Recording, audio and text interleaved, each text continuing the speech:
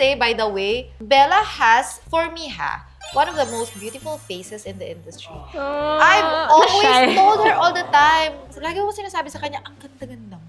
I remember, nung nag-YouTube Fan Fest before. Alam mo yan yung itatanong ko dapat na, okay? Oh my God! May kasama ka ba nun? Anong ginawa nyo yung nag-perform kayo? Sorry, nakalimutan ko.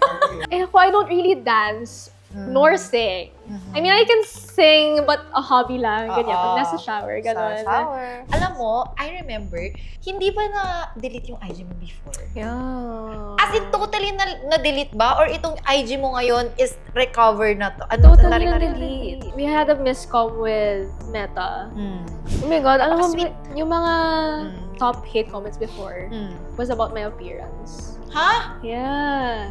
Ang pangit-pangit ko, ang laki ng bibig ko. Grabe!